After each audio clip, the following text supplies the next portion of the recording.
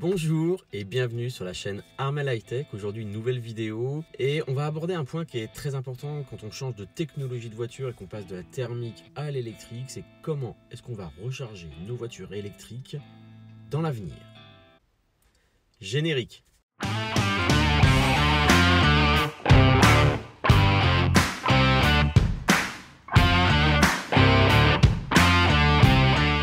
Tout d'abord, il faut qu'on fasse un petit peu de physique ensemble. Je sais, c'est un peu désagréable, mais sincèrement, il faut qu'on maîtrise certaines notions car voilà, on va recharger une voiture électrique. Une voiture électrique, ça peut surcharger comme un smartphone, en effet. Mais il faut avoir quand même quelques idées parce que, bien sûr, la taille de la batterie est différente et ça va conditionner quand même pas mal de choses. Comme vous le savez, il existe deux types de courants. Un courant dit alternatif, c'est celui qu'on a dans nos prises domestiques, dans nos maisons.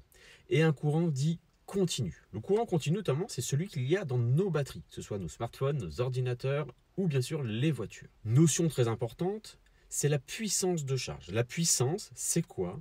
C'est le produit entre la tension du courant et son intensité. Autre notion à savoir aussi, c'est savoir si votre courant est monophasé ou triphasé, par exemple, parce qu'en effet, la puissance de charge va se répartir entre les différentes phases. Ainsi, si par exemple vous avez une phase qui délivre une puissance de 7,5 kW et que vous êtes sur un courant triphasé, votre puissance de charge pourra monter jusqu'à 22 kW. C'est quand même assez important car de la puissance de votre charge va dépendre à quelle vitesse vous allez recharger vos batteries. Reste la notion du courant dit continu. Le courant continu va pouvoir permettre d'avoir une tension beaucoup plus importante que notre courant habituellement à la maison et va permettre d'atteindre des puissances de charge bien supérieures à celles que l'on peut avoir sur nos prises domestiques à la maison, et on peut monter sur ce qu'on appelle des superchargeurs avec des puissances de 50 kW, 100 kW, 150, 175, 250, voire même 350 kW sur le réseau de superchargeurs que vous connaissez peut-être du nom de Ionity. Sur le réseau de superchargeurs Tesla, nous sommes en fonction de la génération de superchargeurs aujourd'hui entre la deuxième et la troisième génération sur des puissances de 150 kW voire 250 kW. Et ensuite, c'est quelle puissance notre voiture peut accepter.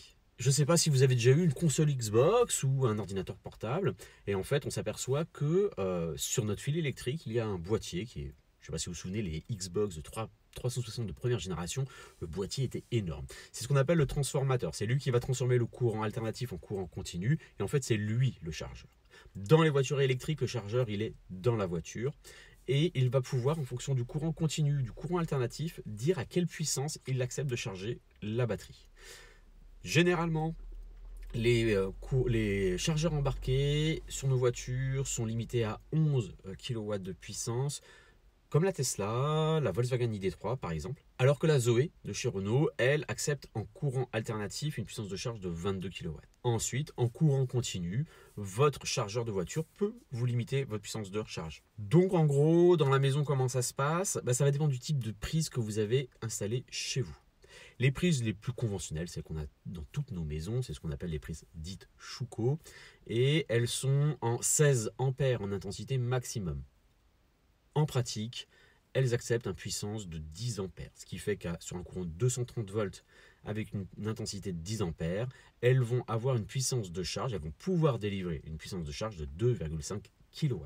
Il existe un autre modèle de prise dite renforcée, c'est ce qu'on appelle la prise Green Up de chez Legrand. C'est une prise étanche que l'on peut mettre à l'extérieur et elle va communiquer avec le tableau électrique pour garantir la stabilité du courant notamment, et elle va vraiment, elle, accepter 16 ampères d'intensité. Et elle pourra donc nous assurer une puissance de charge de 3,7 kW. Sinon, il y a aussi ce qu'on appelle les prises P17. Ceux qui font du camping, par exemple, sont habitués à ce type de prise. Ce sont des grosses prises bleues qui peuvent monter à 16 ampères, mais aussi à 32 ampères. Et à 32 ampères, la puissance de charge monte jusqu'à 7,5 kW. Donc, en fonction de la prise que vous pourrez installer dans votre maison, vous pourrez avoir une puissance de charge de 2,5, 3,7 ou 7,5 en courant monophasé. Deuxième question à se poser, quels sont les trajets que nous allons devoir réaliser et est-ce qu'on va avoir besoin au quotidien de prévoir de recharger nos véhicules en dehors de notre domicile? En effet, en fonction de l'utilisation que vous ferez de vos véhicules, vous allez devoir avoir une stratégie. Est-ce que sur mon trajet quotidien, ma batterie me permet d'être suffisamment autonome? Ou bien est-ce qu'il va falloir que je me recharge, par exemple sur mon lieu de travail, est-ce que j'en ai la possibilité, ou lors d'un trajet, est-ce que je vais devoir m'arrêter à une borne de recharge pour faire un complément de recharge sur la batterie. Nous concernant, madame fait un grand maximum tous les jours, 20, 30, voire 40 km de mon côté, professionnellement. Je fais des trajets, comme je vous l'ai déjà dit dans d'autres vidéos, entre 160 jusqu'à 300, voire 350 km par jour avec mon véhicule. Ainsi, madame, avec une batterie estimée à 55 kWh et une consommation de 18 kWh, elle devrait donc utiliser maximum 8 9 kW par jour pour une batterie de 55 kW. Ça ne lui pose pas de souci. Elle pourra faire ses trajets quotidiens largement avec sa batterie.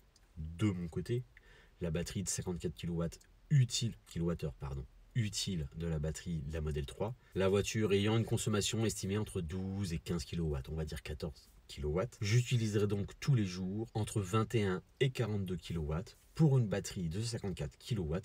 En théorie, ma batterie me permet de faire mes trajets quotidiens sans avoir à recharger en dehors de mon domicile. Toutefois, c'est quand même important d'avoir une certaine marge de sécurité, on peut toujours avoir un imprévu. Donc voilà, l'idée c'est pas de se dire oh là là, j'ai 20% de batterie, c'est bon, je suis large pour faire ma journée. Il faudra quand même prévoir des compléments de recharge. C'est pour cela que l'on va envisager, me concernant, de recharger quotidiennement ma voiture. Et la voiture de madame, je pense que on devra la recharger tous les 3-4 jours pour être tranquille. La troisième question à se poser, c'est quel est mon fournisseur d'électricité? Pas tellement le nom du fournisseur, ça vous pouvez essayer de regarder pour négocier vos tarifs, mais c'est plutôt au niveau de votre contrat électrique, quelle est la puissance autorisée par votre compteur. Aujourd'hui, nous concernant, on a un compteur avec un abonnement de 6 kVA. Pourquoi si peu? Parce qu'en fait, on est à la fois sur gaz de ville et électricité, notre chauffage est au gaz, notre chauffe-eau est au gaz. En fait, on n'utilise l'électricité que pour les appareils ménagers. En fait, on a une consommation qui n'est pas très importante en électricité. Toutefois, si l'on décide de charger nos deux voitures, que ce soit en 2,5, 3,7 ou à 7,5, là, on risque d'avoir un souci et d'avoir un abonnement qui est insuffisant. Je pense que l'on va devoir monter un abonnement autour de 12 kVA. J'étudie encore le sujet avec mon fournisseur d'électricité. Mais voilà, c'est quelque chose qu'il va falloir que vous pensiez dans votre stratégie de recharge. C'est adapter votre abonnement. Surtout si par exemple vous bénéficiez des tarifs heure pleine, heure creuse.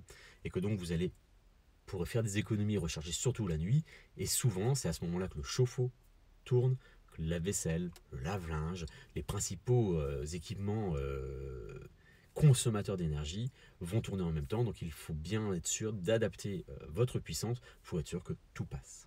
Nous, on ne bénéficie pas du tarif heure pleine, heure creuse, notre compteur est vétuste, on attend qu'il soit changé par Enedis, donc en fait on ne posera pas la question en termes de tarifs, c'est équivalent pour nous de recharger en pleine journée ou en pleine nuit, donc ça nous donnera une souplesse de fonctionnement pour recharger les deux voitures, on ne sera pas forcément tout le temps de recharger les deux voitures en même temps. Dernier point, quelle sera notre stratégie au quotidien? Premier point, il faut quand même prévoir les cas extrêmes et nous concernant, le point extrême, ce sont les quelques trajets annuels où on va partir en famille avec les deux voitures et là il nous faudra que les deux voitures soient prêtes le matin à 100%. Deuxième point, ce qu'il faut déterminer, c'est combien de temps j'ai besoin pour recharger chaque véhicule en fonction de notre utilisation pour savoir est-ce que je vais pouvoir charger les deux voitures successivement en fonction du timing de madame, de mon timing aussi. Voilà, est-ce que je vais avoir un fonctionnement suffisamment souple au quotidien pour me permettre de brancher un premier véhicule, de le débrancher, brancher l'autre et qu'on en soit tous les deux opérationnels pour le lendemain matin. Pour savoir si c'est faisable pour nous au quotidien et pour affiner notre stratégie, on doit se poser quelques questions. La première, c'est combien de kilomètres d'autonomie vais-je récupérer en 1 heure de charge pour chacun des deux véhicules? Je le branche et cela va dépendre à la fois de la consommation de chacun des véhicules et la puissance de charge de notre point de charge.